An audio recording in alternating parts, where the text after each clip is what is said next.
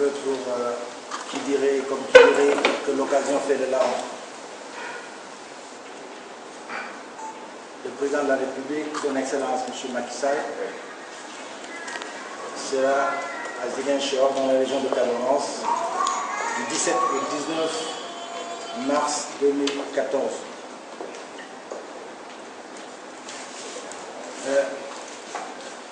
Il prévoit de lancer en Casamance le test pôle de l'acte 3 de la décentralisation en s'appuyant sur une stratégie de pôle de développement.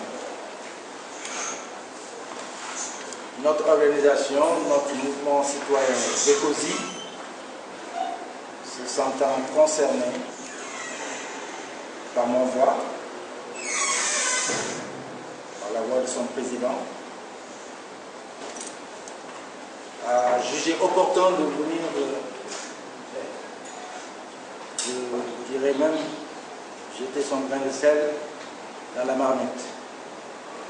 C'est ce qui a motivé ce point de presse que nous avons appelé aujourd'hui.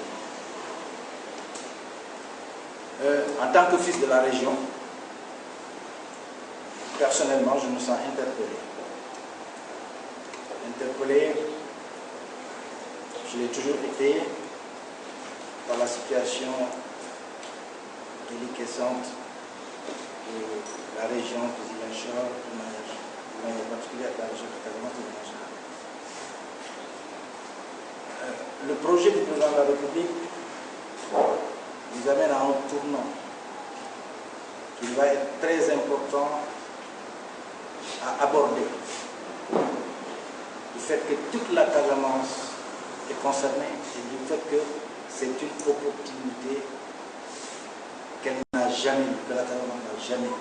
Il ne faut pas rater le coach. Il ne faut pas que nous sombrions dans un échec qui demain pourrait à jamais compromettre les chances de la Casamance. Nous avons décidé au sein de Vécosi, je rappelle encore que c'est volontaire pour l'émergence économique de Ziguinchor, la région de Ziguinchor. Nous avons décidé au sein de Vécosi d'apporter notre participation au débat qui vont suivre ce projet, qui vont animer ce projet. Et nous allons faire un mémorandum de contribution qu'on remettra au président de la République. Vous savez, Vécosi reste convaincu qu'une paix durable en Casamance passera forcément par le développement de la Casamance.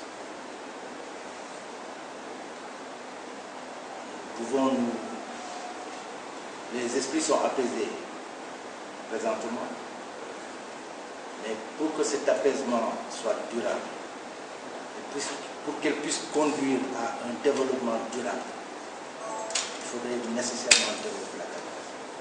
Développer la Casamance, on ne peut pourtant pas le faire sans désenclaver la Casamance. Parce que les deux vont de pair. Si nous construisons des usines en Casamance qui produisent et que nous ne puissions pas acheminer les produits de ces usines-là vers l'extérieur, nous n'allons pas consommer tous ces produits ici en Casamance. Il faudrait donc qu'on puisse les exporter. Et pour ce faire, il faudrait que des infrastructures routières, des infrastructures maritimes, des infrastructures aéronautiques puissent être mises en place et qu'on puisse vraiment acheminer ces produits vers l'extérieur. Et l'autre chose, c'est quoi? C'est que nous, fils de la Casamance qui vivons ailleurs, que nous puissions nous rendre facilement en Casamance, que nous puissions investir en Casamance. Parce qu'on n'investit pas quelque part où on n'a pas la possibilité de nous rendre quand on veut pour aller jeter un œil sur ce qu'on a investi. Et c'est pourquoi j'ai dit que, fondamentalement, le désenclavement de la Casamance doit être la surpriorité. Donc j'ai été un peu surpris quand j'ai peut-être lu en biais dans le PSE, le programme du Sénégal émergent, on n'en ait pas fait une surpriorité. Eh bien, le train, il aurait pu arriver en Casamance, à Ziguinchor. Autant que le tramway peut se concevoir à Dakar, et banlieue, autant on peut concevoir que le train arrive ici. Ça devrait être comme ça.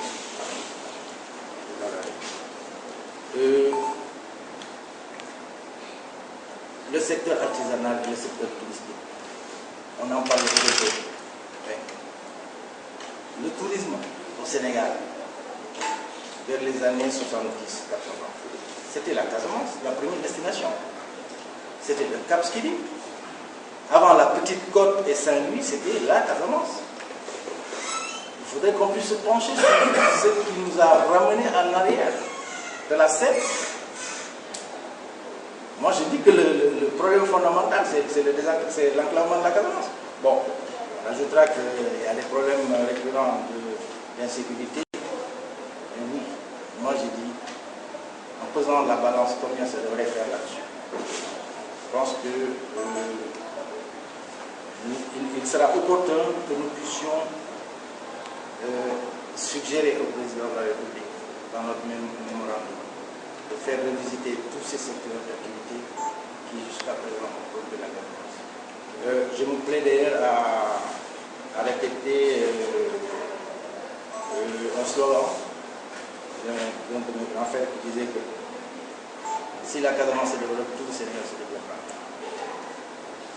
Et il ne le disait pas de manière gratuite, fortuite, parce que il m'a dit que sur le plan agricole, sur le plan agropastoral, sur le plan agroforestier, la Casamance est la mieux nantie du Sénégal.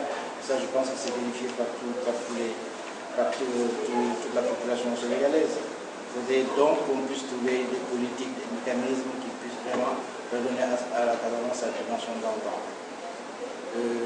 Les secteurs comme la formation des jeunes.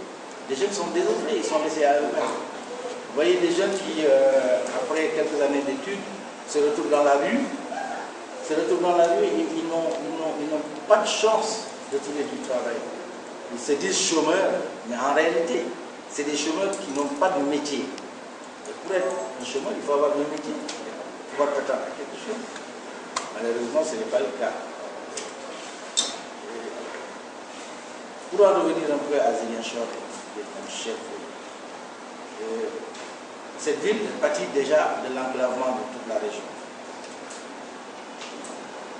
Jusqu'à une certaine époque, je dirais qu'elle avait été gérée par procuration.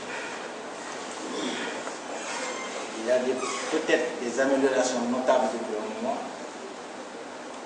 mais il est évident que beaucoup d'autres efforts devraient être faits pour Ziguinchor. Sur le plan de la santé, de l'éducation, de la formation, l'agroforesterie, tout a été laissé en déguisement. J'aurais tant souhaité que sur le projet du président de la République, que les organisations civiles, les organisations citoyennes de la société civile soient impliquées, apporter leur contribution pour impulser justement l'idée de développement de la Casamance en passant par les secteurs de l'artisanat, des infrastructures maritimes et des unités de transformation de jus de fruits.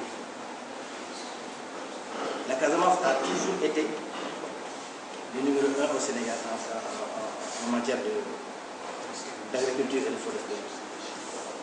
Les Chinois avaient développé la riziculture en Casamance et ils avaient réussi à faire 2 ou 3 récoltes par an à l'époque du temps de Senghor. Et malheureusement, depuis qu'il y a eu les problèmes que nous connaissons tous et qui vont s'estomper, j'en suis persuadé, rien n'a été fait dans le secteur. Il faudrait peut-être que l'on repense à tout cela. Pour le secteur que je connais bien et que je pratique, le secteur de la pêche, la fermeture de l'usine de Socéchal, qui employait 1800 personnes. 1800 personnes, dites-vous qu'au moins une personne travaillant nourrit 5 à 6 personnes dans sa famille. Vous faites le calcul, le chiffre il est astronomique. La fermer cette usine-là, malheureusement, et jusqu'à ce jour, c'est les pères de famille qui sont en train de chômer, avec tout ce que ça comporte comme misère dans les familles. Je disais tantôt dans la presse un article qui parlait de la délocalisation du port de pêche de Dakar. Je crois que j'en ai parlé une fois. Cette délocalisation a été, la source, je crois que c'est la presse, la Cour des comptes recommande la délocalisation du port de pêche de Dakar. Mais il n'y a aucun autre endroit où le port de pêche de Dakar aurait pu être délocalisé de manière efficiente si ce n'est pas ici en Casamance. Parce que nous avons la possibilité ici en Casamance d'avoir deux ports, un port maritime et un port fluvial. Le port fluvial serait à Ziguinchor. Il aurait suffi tout simplement de le draguer de l'embouchure à Ziguinchor pour avoir un port fluvial compétitif, conséquent et efficient. Le port maritime à Kafountine. Et ça, c'était une doléance d'un groupement d'armateurs européens qui s'était plaint à l'époque, je crois que c'était Djiboka qui était ministre de la Pêche, s'était plaint de l'éloignement du port de Dakar par rapport aux zones de pêche. Parce que toutes les captures, la majeure partie des captures, ils le font au sud de la Gambie. De la Gambie jusqu'en Casamance, Guinée, Guinée-Bissau, dans le golfe libyen. Ils perdaient 5 à 6 jours pour remonter jusqu'à Dakar, pour débarquer la pêche, 2 jours pour se ravitailler, et 5 à 6 jours pour retourner aux zones de pêche. Ce qui leur faisait toujours des pertes dans les marées. Ils font vite leur calcul en numéraire, et c'est une grosse perte. Et ils avaient suggéré que s'il y avait un port intermédiaire entre les zones de pêche et Dakar, c'était même prêt à trouver des moyens pour aider à construire et à mettre en place les infrastructures nécessaires pour la conservation de l'eau. Je leur avais dit que Ziguinchor était le mieux indiqué pour cela. Et parmi eux, comme c'était des Européens, il y avait un Hollandais qui m'a dit, nous avons des machines qui nous servaient à l'époque, parce que les Hollandais, tout le monde sait que c'est des champions en matière de polder et consorts. Ils ont des machines qui sont chez eux, qu'ils n'utilisent plus, et qu'ils mettraient gratuitement à la disposition de l'État du Sénégal pour draguer le fleuve de l'embouchure à Ziguinchor. Je crois que d'ailleurs cet écrit est tombé dans les mains de Kourechi Thiam, qui en a parlé une fois. Il a parlé du dragage du fleuve, mais bon, ça est resté lettre morte. Il faut que je pense qu'il faut une écoute forte sur cela.